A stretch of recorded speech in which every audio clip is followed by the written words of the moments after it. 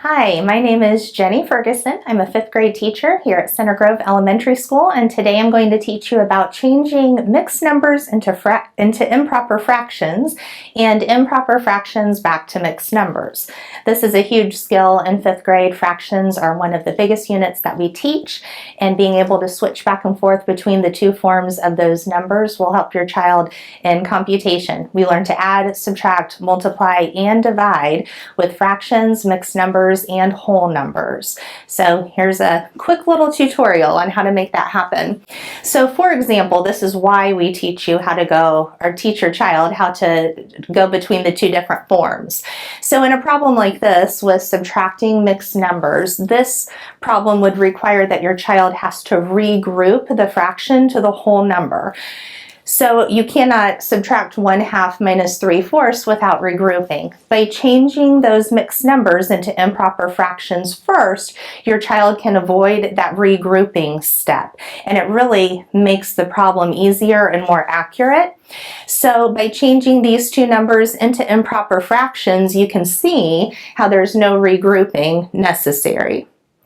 When we multiply and divide mixed numbers, whole numbers, and fractions, the first step is to make sure that every number is a fraction.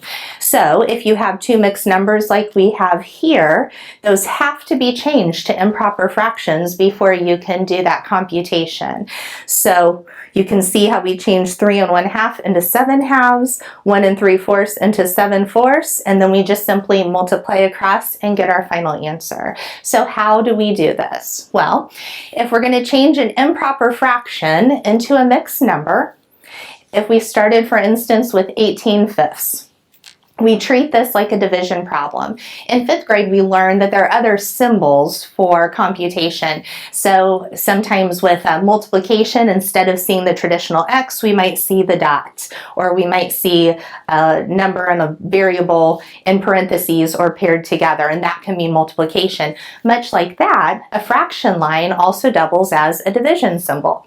So instead of the traditional division symbol, we can see this line. So when they see an improper fraction, in order to change it back to a mixed number, they can simply do division. So if we divided 18 divided by 5, we just compute that like it's a regular division problem. 5 goes into 18 3 full times. We subtract, and 3 is our remainder. In this case, we take the remainder and we put it over the divisor, and that is how we would find our mixed number. So in these problems, when we subtracted or when we multiplied, our answer came out as an improper fraction, and then the kids are asked to change that back into a mixed number. And that's how you do that. Now, if you're starting the problem and you're seeing mixed numbers, you need to change those into improper fractions in order to do the calculation. So to do that, we start with the denominator and we work clockwise.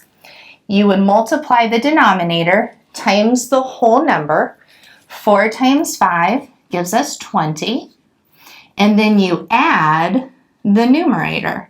20 plus 3 is 23. The denominator stays the same. So 5 3/4 in an improper fraction form would be 23/4.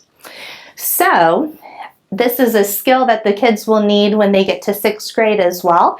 In 6th grade, the teachers have the kids change everything to improper fractions before they do any calculations. So this is not just a 5th grade skill, but something that will carry them on through the years.